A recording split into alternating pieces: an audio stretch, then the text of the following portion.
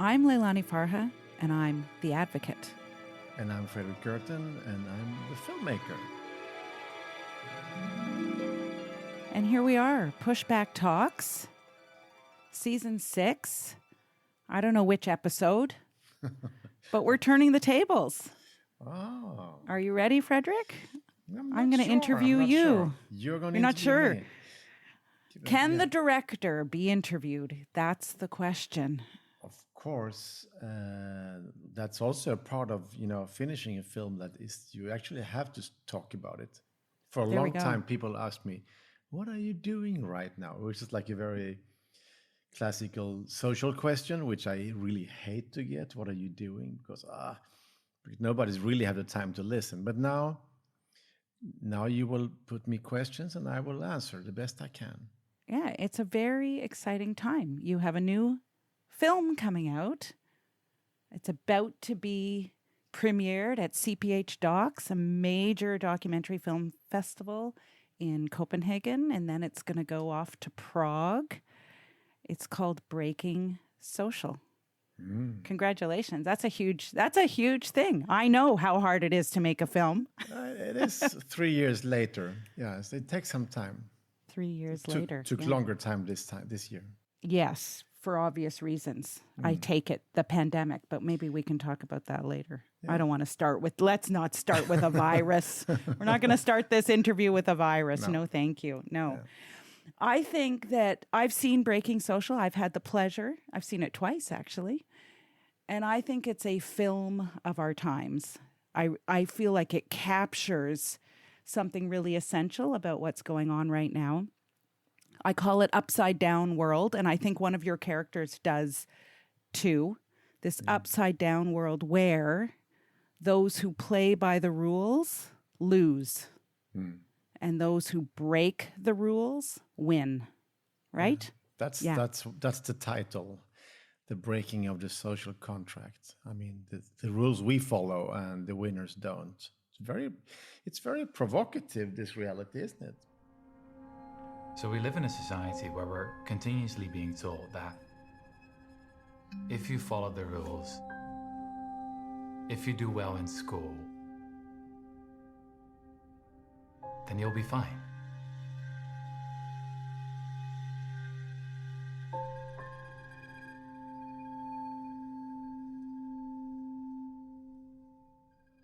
We call it meritocracy.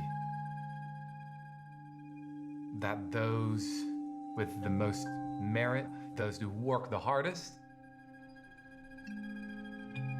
they'll be rewarded. And it's basically a lie.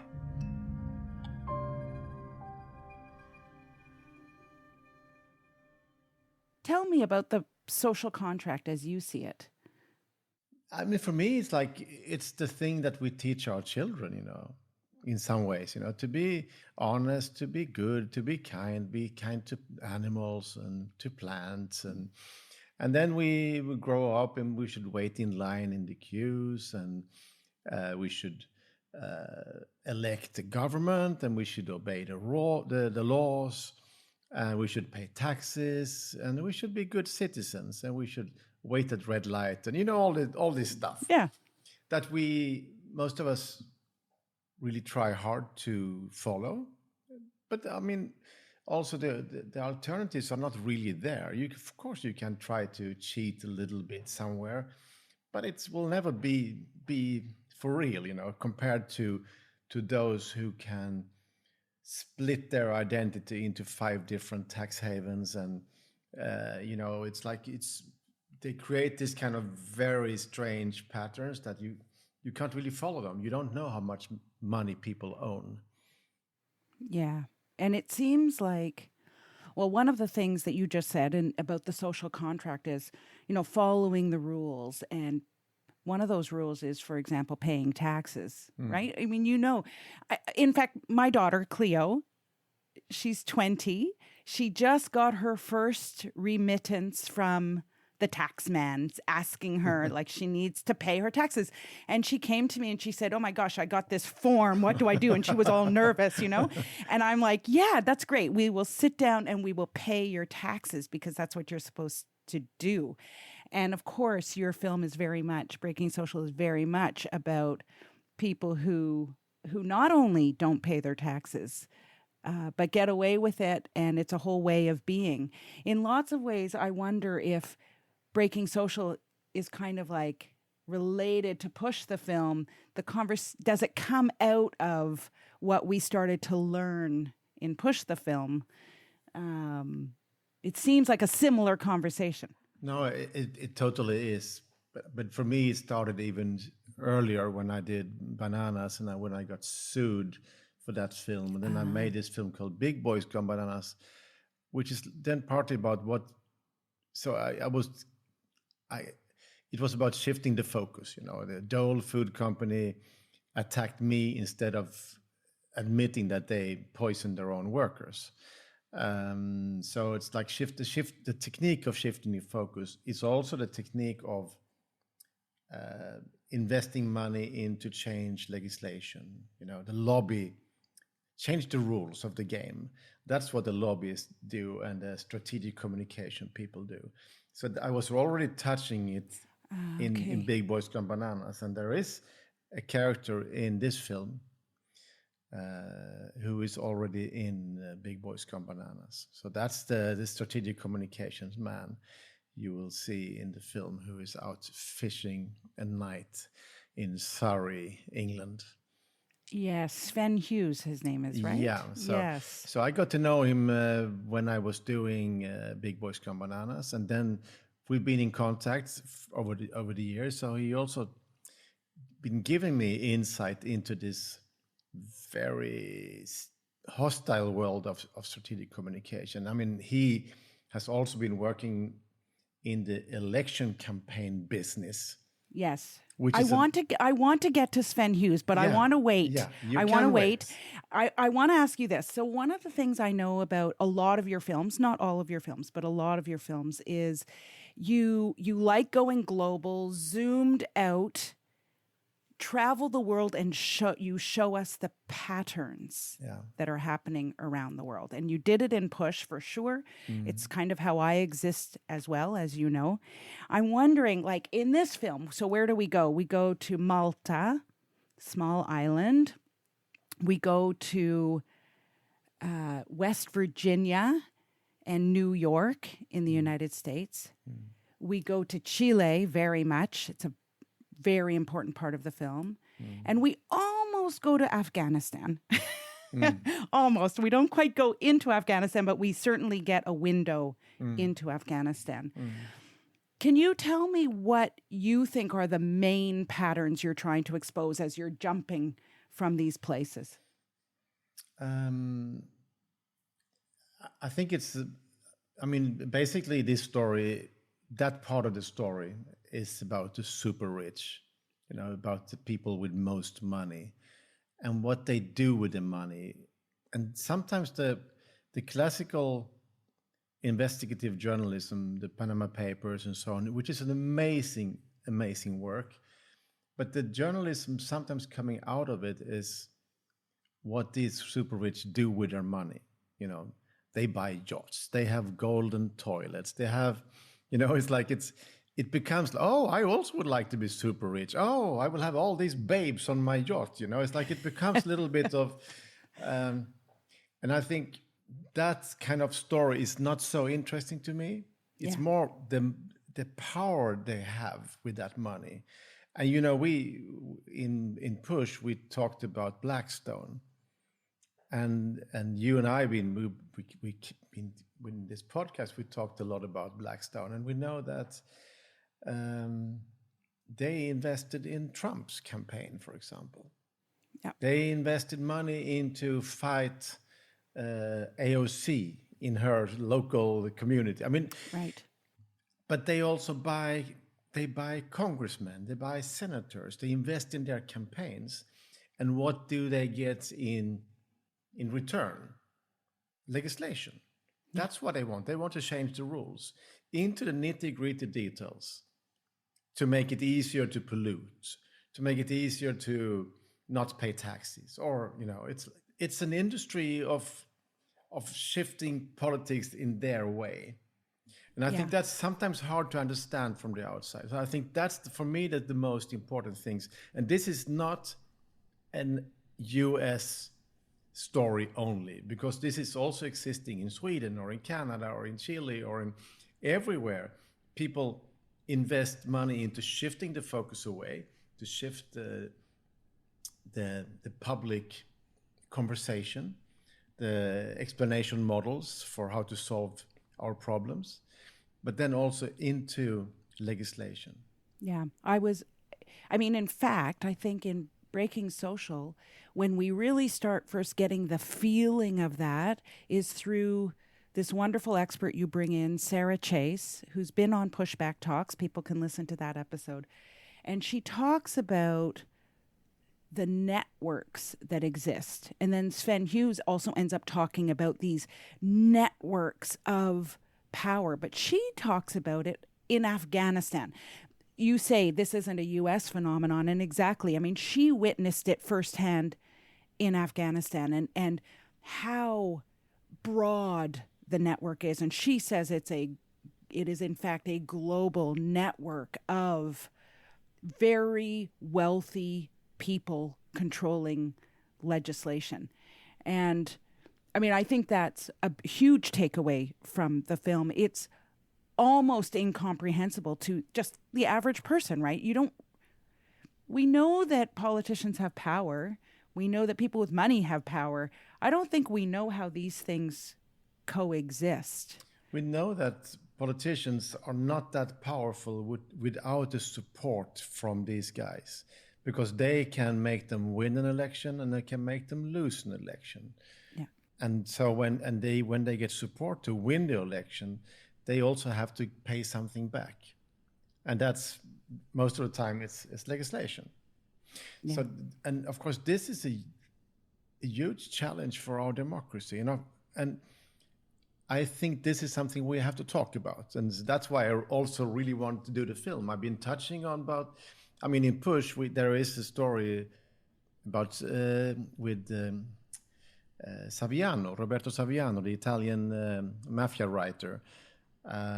He explains the tax havens, the place where legal and illegal capitalism meets and merge. That's a very central part. But this film is like maybe taking that section out wider also to understand this kind of the global capitalism where the criminal money and the legal money in some way flow together. Mm-hmm. And they corrupt politics and they corrupt our cities.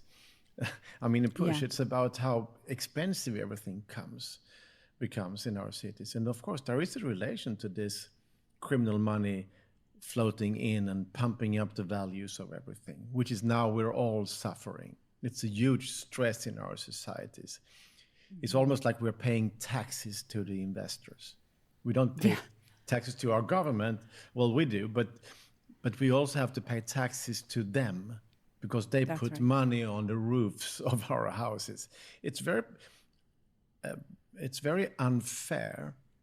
And I think that's maybe also that's the feeling I'm looking for here, is that I think there is in some way a connection between uprisings, frustrations, anger, maybe also apathy, cynicism out there, because people are frustrated and people are angry, but it's basically, I think it's the same source of frustration, is that we do what we can, we work hard, we try to study hard at school, but it's hard to really make it because the rules are rigged in some ways. So I think that's also what I'm looking for, is like this source of frustration. And I think like in Push, if we can understand it, maybe we can also talk better about it. We can also easier change it. As we said, already in Push, if we want to change the world, we also need to change the conversation. Lawyers, accountants, the regulators, these are the people who are supposed to be raising the alarm. Instead, they have been taught to participate in this fraud. And for them, it has become normality. Superficial wealth, it has really changed the morality of the country. That's right. And to change the conversation, you actually have to understand who's saying what, who's controlling that conversation. Yeah. And I think you do a good job in Breaking Social of exposing that. It's pretty scary, and it in the film it feels huge to me. Like, I mean, the same way I feel in my work all the time. I mean, here I am sitting here. I'm trying to fight the biggest private equity firm in the world. I'm trying to fight pension funds. Right? I mean, and you get that feeling in Breaking Social. One of the things I like that you manage to convey is the impact on the everyday person without, you don't, and I'll give some examples, but you don't create victims out of the people who are suffering this. You don't expose them as victims, because in fact they end up being, in many ways, the heroes in the film. But you do expose the impact. For example, there's the very moving story from West Virginia of the teachers who, I mean, here's West Virginia. It's a fracking state. It's a state that's run by a Democrat, if I recall from the film. And he is basically controlling the state and extracting wealth from through fracking and mining, destroying mountaintops. There's that visual image, the beautiful visual that you have. The film is beautiful in many ways. There's a beautiful visual image of the mountaintops that have been kind of cut off, and there's this fracking going on. But the stories of then these people in West Virginia with no money, they're teachers, one of the most essential jobs, and they're driving Uber in the evenings. Yeah, it's also, I couldn't include that, but Trump, he was giving a lot of tax. He lowered the tax for a lot of these coal companies. Right. And that created this crisis in the state of West Virginia. So the budget went down. And then they had to try to take away the teachers' premiums, or they had to pay more for their social security. It was like it was quite insane.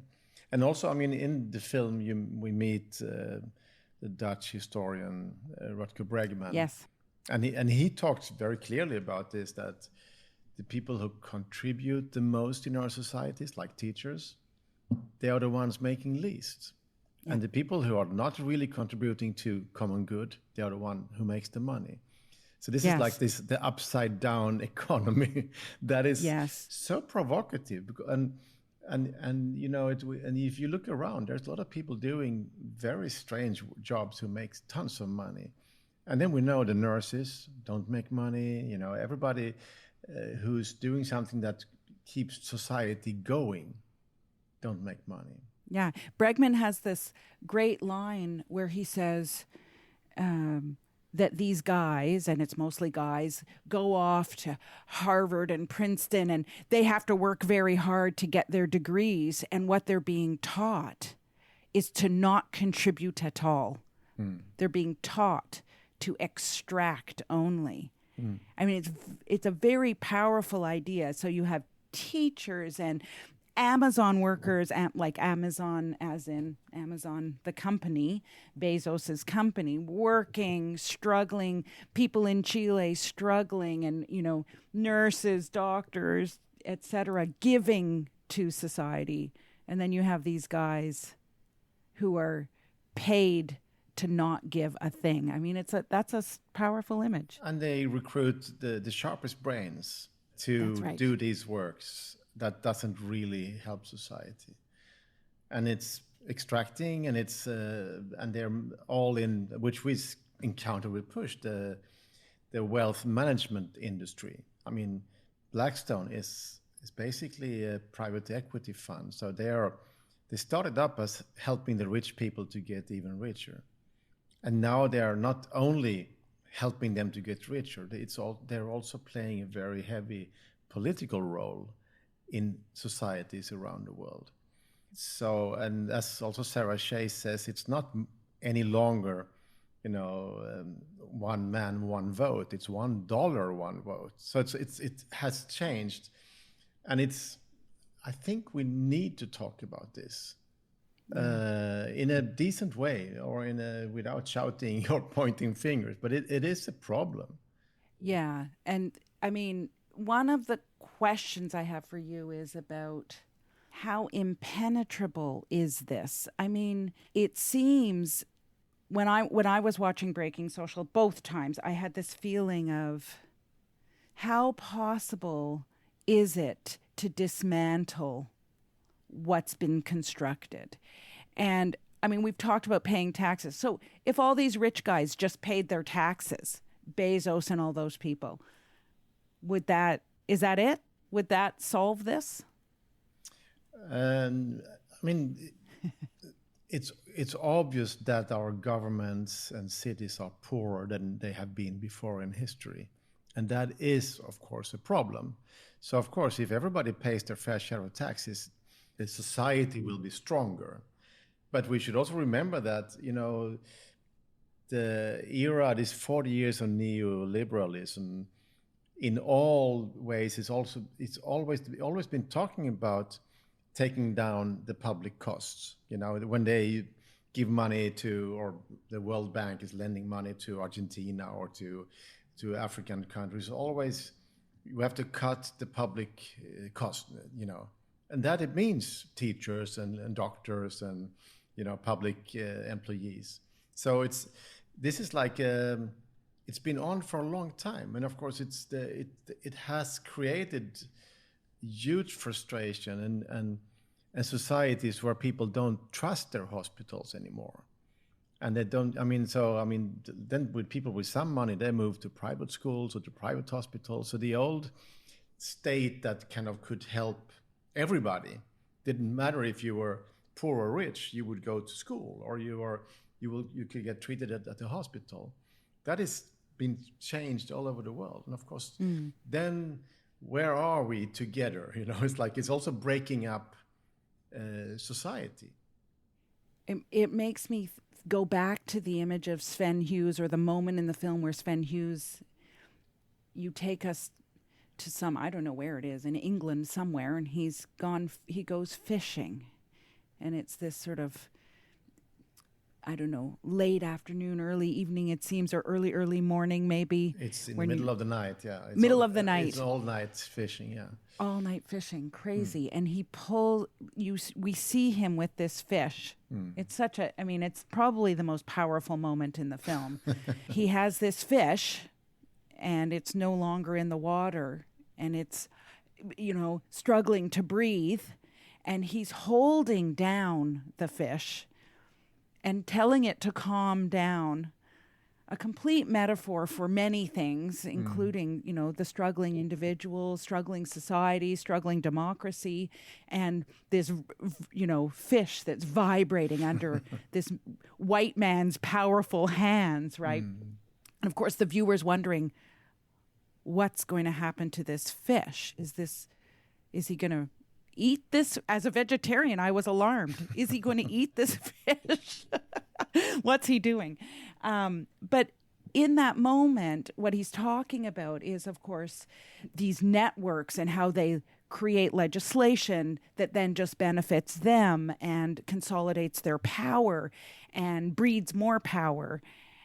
And I guess my question for you is, what's the way out from this? Is it a complete reset? Not just the paying of taxes. That's just one thing, as we just discussed. But is it that we need do we need a kind of social reset? A kind of, and is that what we get when we start looking at what happened in Chile, for example? We need to rewrite the rules in some ways. I'm quite sure about that.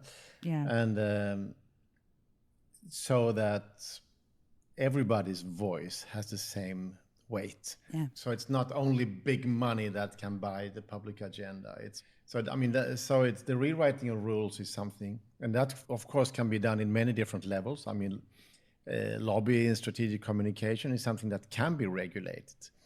And in the US, there are some kind of register of who's giving money to the candidates. You can, that's not at all the money, because then there's a lot of money coming from think tanks, or there's a lot of shadowy other structures that is not presented in those.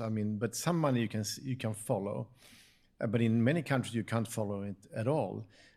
So it's follow the money and regulate how politicians are getting supported. And probably you shouldn't allow campaign money coming from the private side, or it has to be very open.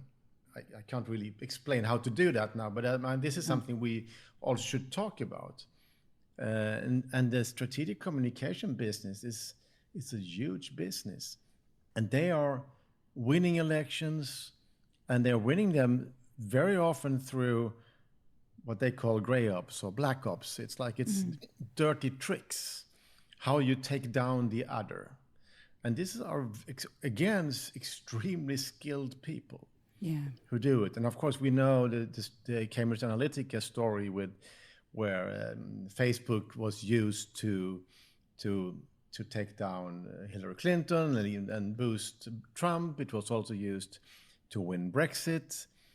So it's like money invested, big money invested to change the outcomes of very important elections. Imagine Brexit, It's, now the UK is like suffering, and a lot of people understand, okay, this wasn't really good for us, But this is money spent by someone, probably the Russians, but also others, One of the things that I think, when we talk about the need to change the conversation, to have this conversation that you're igniting with Breaking Social, one of the things that's so hard about doing that, to get people to understand what's going on and what these big players are doing, is that they pretend to be the good guys.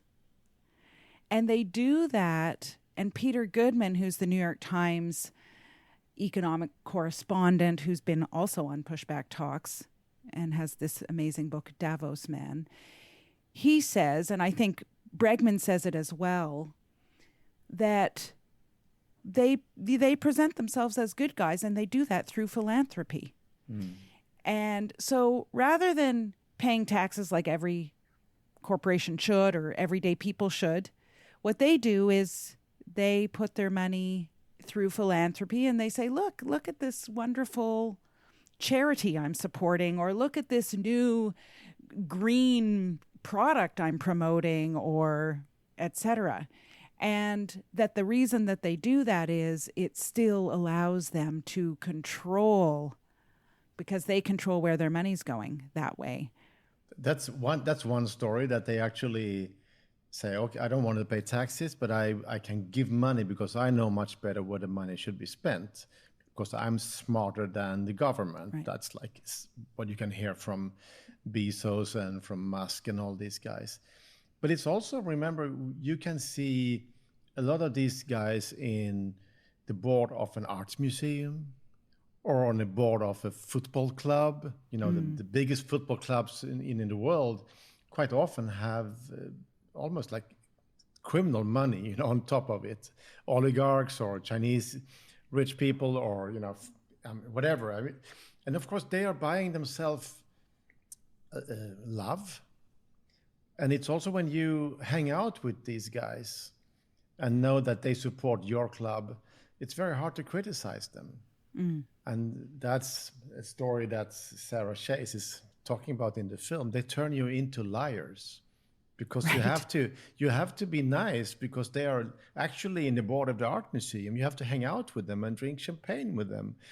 But basically they are buying space into the table. They invite themselves with money.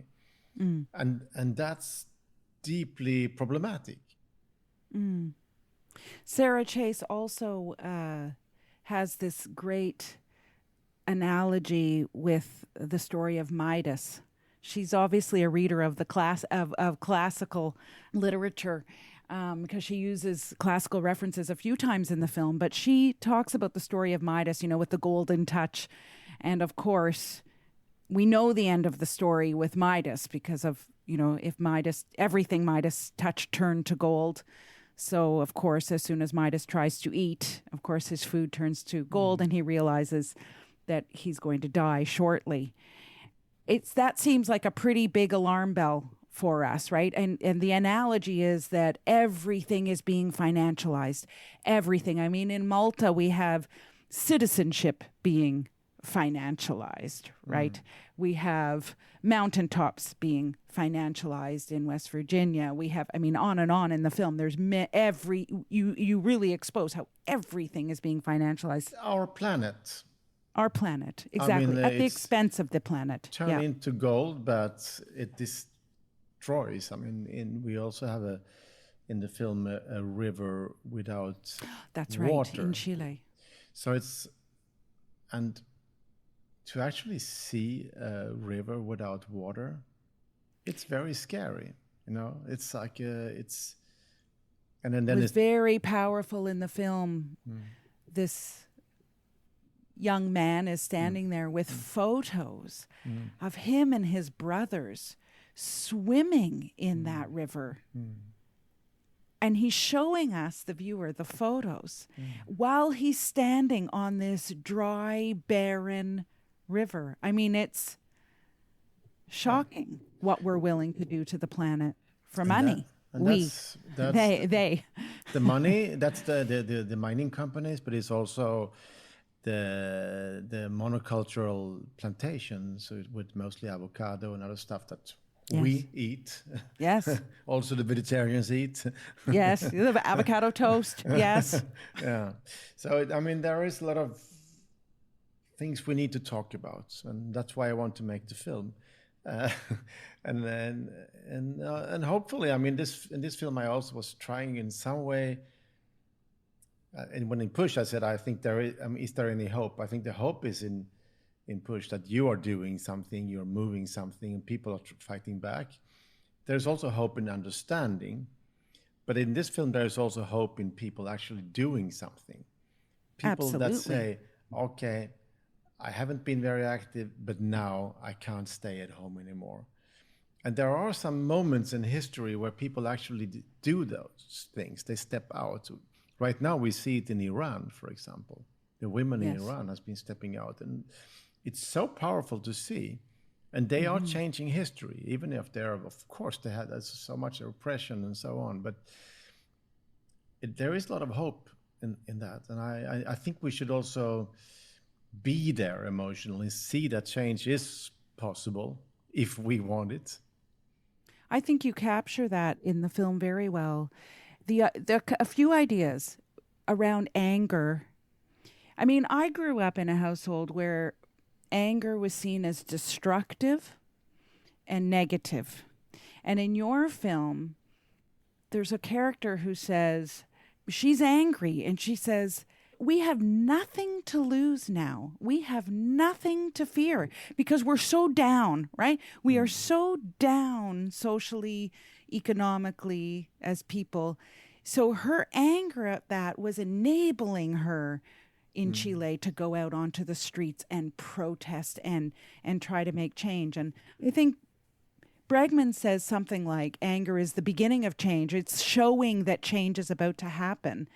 It's already happened when people are getting angry, basically. That's right. Yeah. Change has already happened when people are showing their anger. And I think that's very powerful in the film. And maybe you can talk a little bit about those little moments of hope that you saw, for example, in Chile. Yeah, I would say also like Black Lives Matter, for example, is also a thing that... Absolutely. When suddenly people have to just step out. And it's... I think those reactions are actually changing something, even if it sometimes feels like you're not changing anything, but you do. So it's really cool. And in Chile, I've been looking into many different uprisings around the world. I mean, there was a big one in Lebanon that was really interesting, and in Iraq, and it's been the Hong Kong, and it's been the Gezi Park story in Istanbul. There are these moments where people just step out. Chile was interesting. Well, first of all, I was in Chile showing Push when in the midst of the uprising. So my hotel was like, it was like totally water cannons and tear gas. I couldn't even find the entrance to my hotel because it was like, you couldn't see it. It was like totally crazy. Yeah. So I could see, I could see the violent side and all of that. But I think there was something in Chile that was interesting. It was the demand from the people was not the classical fuck everything. It was actually demand for a new constitution. It was very practical. We need a new constitution. We need new rules for our society. And it was organized. There was like an assembly writing a new constitution. They had the different ideas. The suggestion was out all over the country. People were discussing in groups. People were zooming in. It was like a big movement of how can we change this country, and how shall we run it? They basically looked through. I think also you were involved in giving them advice on the human right of a home. So it was a lot of people studying how can we do this better. I think that very movement that change will stay forever in Chile within people. There was a plebiscite and they lost because of course then they got the whole spin against them because this new constitution was giving a lot of rights to the native peoples of Chile.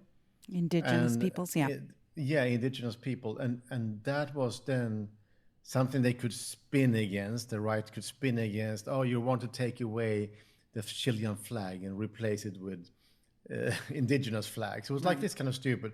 It was also an anti-abortion thing. So that's what they do. That's what they did with Brexit. Also, they tried to turn it into something tiny. They picked small story of a big cake.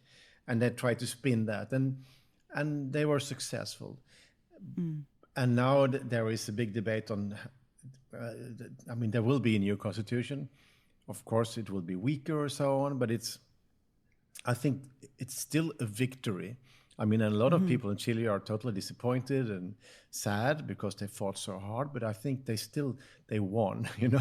They won. It's very inspiring to see in the film, and from my own knowledge, they took to the streets at a time, if people will remember, we were in lockdown, there was pandemic, no one was mingling with each other. They took to the streets. They, in fact, elected a new government, and then with this view, as you say, of changing the Constitution, which is the foundation of a society, really. It was intended to be the foundation of a society. And there's moments in the film of this.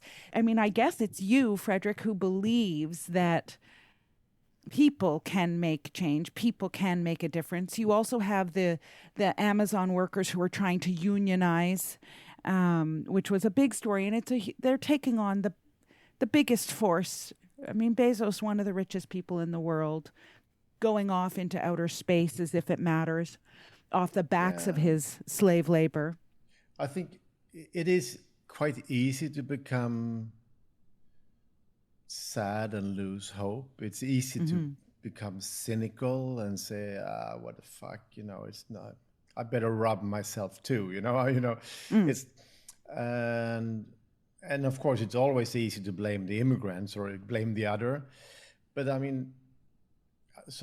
for me, it's important to show that most of us who live in this society, in our societies, have a lot in common. It doesn't matter what you vote for, but we have a lot in common. And if we can then create rules that can make us live together, I think that's possible. And as I said before, also it's much more fun to be an optimist than to be a pessimist, because Definitely. the pessimists have no fun parties. It's like it's so. You have to believe that things are possible. Yeah. I think that helps a lot, and that's of course my intention with this film also. It reflects my view on life, I would say, in some way. Mine too. I mean, You see? how can I do the work I do if I don't believe we can make change? It would be impossible. And it's interesting because Rutger Bregman got famous when he was in Davos, Yes. criticizing the philanthropist and say, you can just go home and pay your taxes. Taxes. That's what he became viral. And then I asked him, it's not in the film, but I asked him, why did it go viral? And he said, it went viral because it's already out there. People understand that everybody has to pay a fair share of taxes. So it's like and we now know that Biden, for example, has been saying, a worker who buys a cup of coffee at Starbucks is paying more tax than the billionaires are doing. I mean, so it's coming from high-rank positions, and the U.S. government is now trying to make the whole world at least pay 20% of income tax, of company tax. So it is already happening. So this is like something we just have to keep pushing for. Yes. I learned the other day that there's a billionaires club of ultra high net worth individuals who are coming together to say we have to pay our taxes and we have to pay more taxes. Yeah. So there is in this my movement. research also. Oh, is that right? There you go. Yeah. So I always say about your films, Fredrik, you do have a bit of a light touch as well.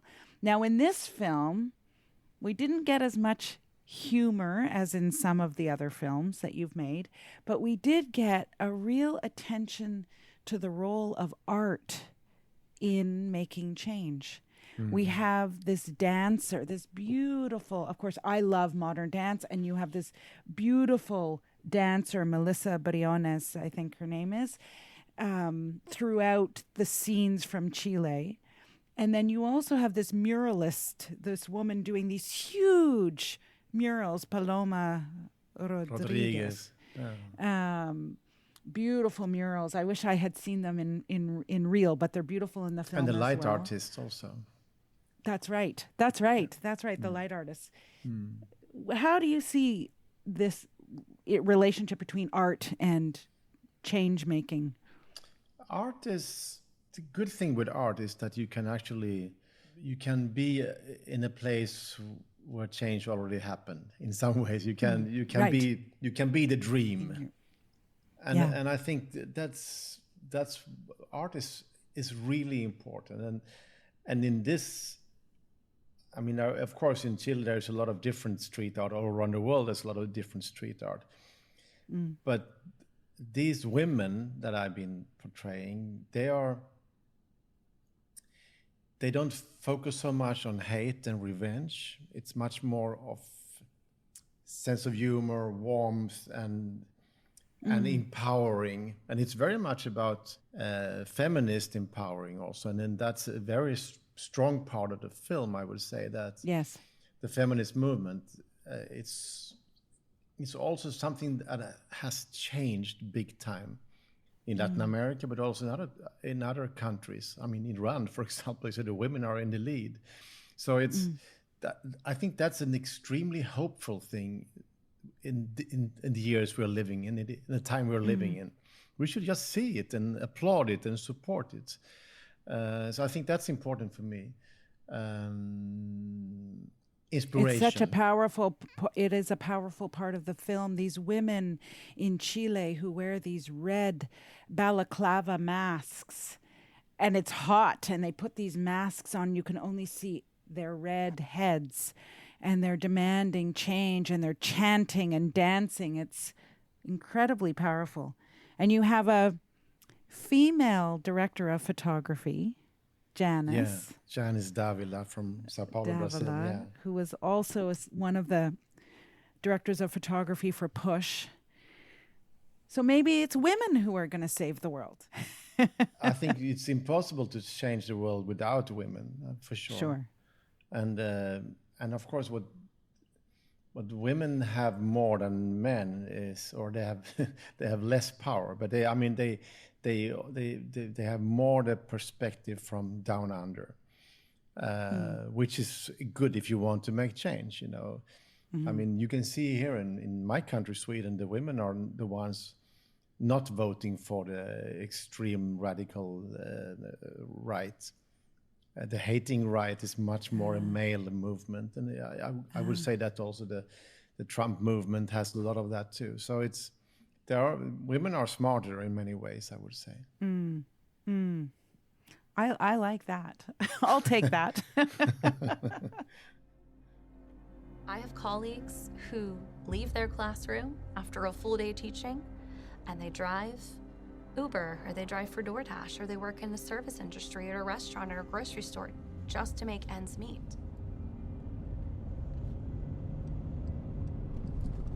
We need to support each other in our struggles, and we need to make sure that others know that it's not a personal failing, that we're struggling, that we're poor. It's systemic. It's the system that's in place that keeps us poor. And when we get that message to other people, that's when they're moved to cross that line. That's when they're moved to action, to do something about it. Can we talk a little bit about the making of the film? Just a little bit. I just want to know, how hard was it to make the film in the middle of a pandemic? Nightmare. Yeah, it was really difficult. It was, you know, it's also because to fund a film like this, everybody will ask me, okay, can we see the characters? Can we see what you have? You know, I need to film something. I need to edit something to get funders on board. And as I started this project, you know, you and I were out showing Push big time till the very last day. It was in Prague and everything just locked down. And then I tried to start up this project, but I couldn't go anywhere. And then I wanted to work with Janice from Brazil, and she couldn't get to Europe. I couldn't get to the US. I mean, the US was locked for me 1.5 years. Luckily, I could do the Sarah Chase interview in Paris. So, I mean, so I could, I mean, but it's still, it costed me more than a year extra work. Yeah. And it also costed us a lot of tickets that we bought that were canceled, and because the rules were constantly changing for entry into different countries. Oh, right. So it was like you couldn't plan, and you couldn't call anyone to ask about the rules because nobody knew in any government. It was like, totally, it was very, very difficult. Wow. But you made it. And now, will you do your Kickstarter campaign? Yes. You know, we like to ignite conversations. We want people to talk about our films. Mm-hmm. And of course, for that, we need some money. So we are raising money so we can do this impact campaign. And the slogan of the impact campaign is, can we afford the rich? I think that's a very relevant question. I love this question. Bregman says it in the film. Can we afford the rich? Yeah. And so we are kicking off the campaign. And of course, as we also do here with Pushback Talks, we ask people to commit even just for $1 or €1. It's fine. But of course, then we ask people with some more money to put more money. And we are also pre-selling screenings of the films. So we are asking NGOs, political parties, activists to pre-buy a screening of the film. So, I mean, and that helps a lot for us to make the film go. This time we have already arrangement with distributors in quite a few countries, including Canada, for the film to be distributed theatrically. But again, we don't have so much money. They don't have so much money. So it's Right. if it's going to happen, if people are going to come out to see it in the cinemas, we need to create the big buzz, and we need to create a big campaign. And hopefully the film will then be used as Push has been used, or Bike versus Cars was used, where people sit down and watch the film and then they talk about their own country and the situation. And that's what I hope for. And in this conversation, you can be someone wealthy, you can be a politician, you can be an activist or a student. I mean, everybody can join into this conversation, I think, because the film it sounds maybe very radical, but I don't think there's anything particular that is super radical. It's just common sense. And that's maybe the craziest thing with this world today, that to say something that is totally common sense, say something that you teach your children, that we teach our children, that can't be radical, you know. Yeah. It's interesting, actually, as you say that, Fredrik, because I do think there's a way in which this stuff is very complicated, and we can draw maps that are crazy showing how the elites rule the world. And then at the end of the day, it's pretty simple, right? Some people are not playing by the rules, and they're winning, and other people are, and they're losing. Like it's a simple story that can resonate, but we do need people to talk about it. And if we sit down together and agree on, okay, we can all agree, you know, about this, we should just follow the rules, and in a democracy. That's right. I think that's a big step forward. And I didn't tell you about, you talked about the screening now in CPH DOX in Copenhagen and One World in Prague. We're actually going to have a screening in Brussels the 28th of March. Ah, great. For the European Parliament and the members of the European Commission. And it will be with some big names that might also have been appeared in this podcast. It's not confirmed yet, but it will be. Right. So it will be very interesting to meet the European parliamentarians. I mean, they've had a big crisis called Qatargate, where there was some Italian socialists who'd been bribed by the Qatari government to change the legislation, the European legislation. I mean, so there is something to talk about also amongst politicians. And I think there's a lot of very nice politicians who are also very frustrated over the power of money in their life, in their political life. So I think that's right. I think it can be very interesting. Absolutely. And I can attest to how film and documentary film can play a huge role in making change. I mean, when I started talking about financialization, no one was talking about it. And then you came, or very few people were talking about it. Then you came and made this incredible film, Push. And Push has helped to change and continues to help to change conversations. So this is my plug for all our listeners out there to engage with the Kickstarter campaign. And in fact, if you give enough money, you can even get a little mention in the film somewhere at the end, rolling credits. I think my mother became an executive producer. I don't know. But it's really important to support filmmaking and documentary filmmaking in this film in particular, because as an advocate, I know if we're going to make the kind of change that's necessary, we need to throw everything at it, and film is a huge part of that. You always say you're the filmmaker, but I know you're the advocate. I would say also, even if people don't have so much money, please help us with the algorithms of the social media. Yeah, exactly.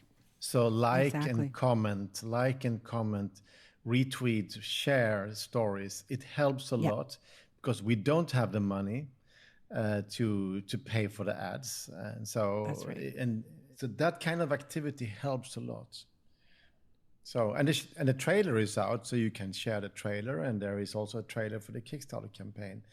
Just make it happen. Can we afford the rich?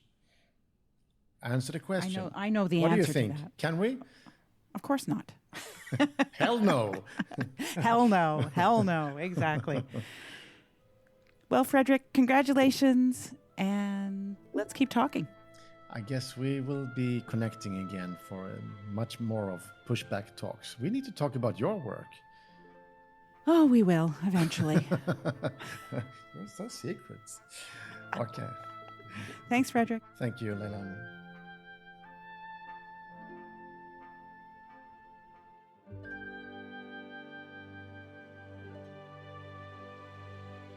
Pushback Talks is produced by WG Film.